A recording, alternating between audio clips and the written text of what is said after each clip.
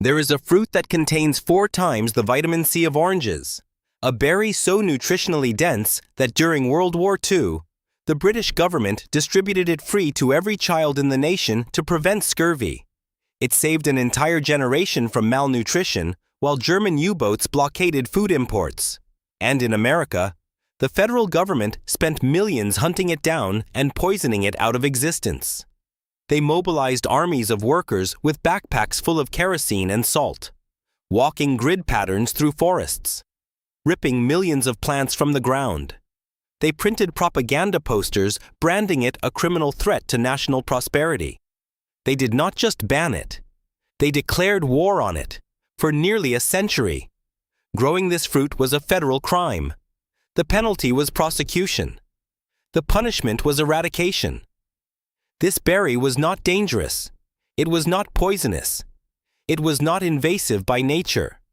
It was murdered because it stood between the timber industry and billions of dollars in profit. And today, an entire generation of Americans has sensory amnesia. We do not even know this flavor exists. Welcome to Buried Garden. If you believe nature's best medicine should not be illegal, subscribe and share this investigation. Before the 20th century, this berry was a household staple across America. Families made jams and jellies from it.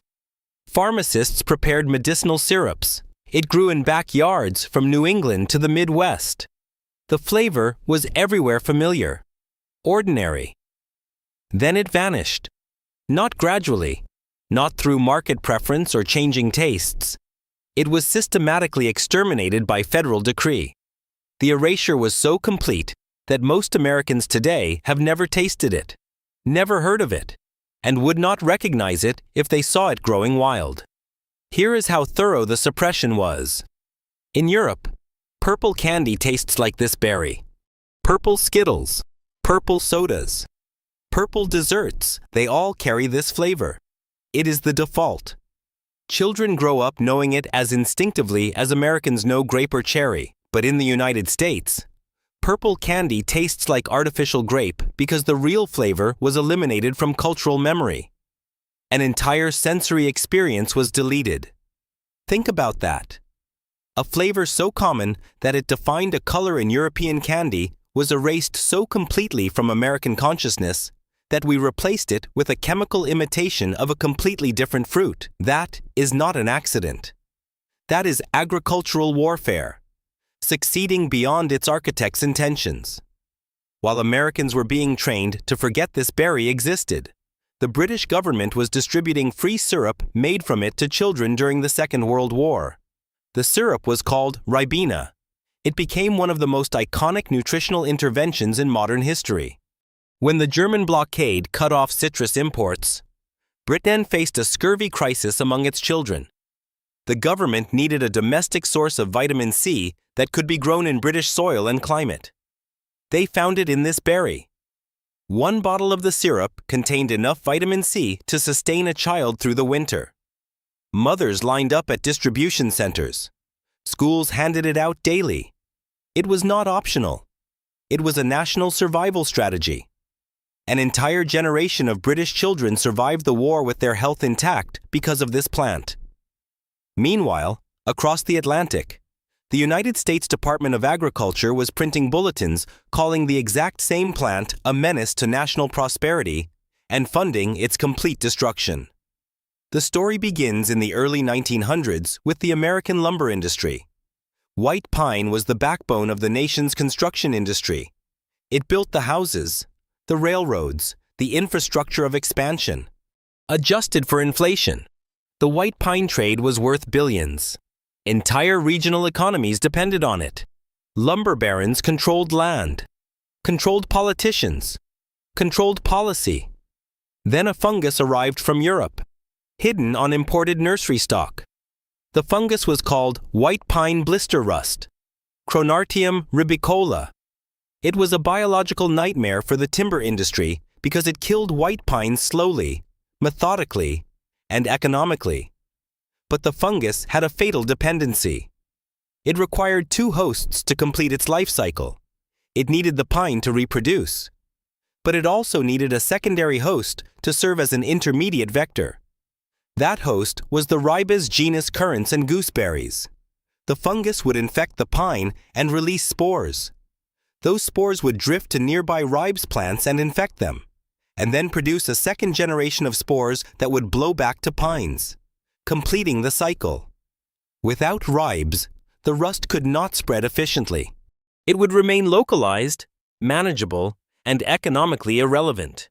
So, the timber industry faced a choice: lose billions in pine profits or eliminate every ribes plant in America. They chose elimination, and they convinced the federal government to make it law. In 1911, the ban began. By 1912, the Federal Horticultural Board formalized the Plant Quarantine Act, making it illegal to cultivate, transport, or sell any member of the ribes genus. State laws followed. Growing the plant became a crime. Nurseries were raided. Private gardens were inspected. If authorities found the plant on your property, they could destroy it without your consent. But the truly insane part was what came next. Banning cultivation was not enough. The wild populations had to be exterminated, and that required industrial-scale eradication. During the 1930s, the Civilian Conservation Corps was mobilized.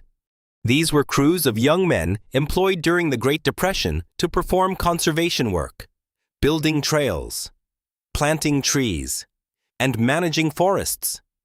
But they were also turned into an army of plant assassins.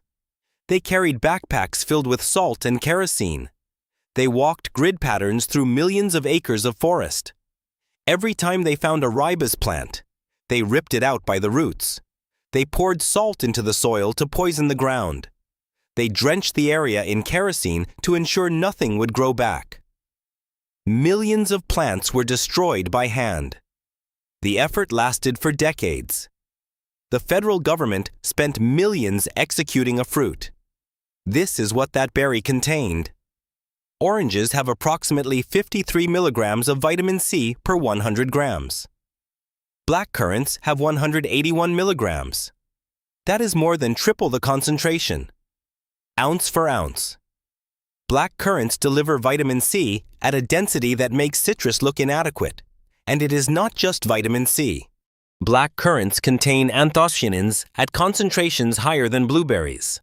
These compounds are responsible for cardiovascular protection and visual health. The French have known this for centuries. Cassis, black currant liqueur, is a staple in French culture. Some researchers have speculated it contributes to the French paradox, the observation that French populations have lower rates of heart disease despite high-fat diets. Before antibiotics, black currants were known as the Quincy berry because they treated throat inflammation and tonsillitis. Herbalists prescribed them for respiratory infections. Mothers made syrups to soothe coughs. The plant was medicinal, nutritional, and accessible. It grew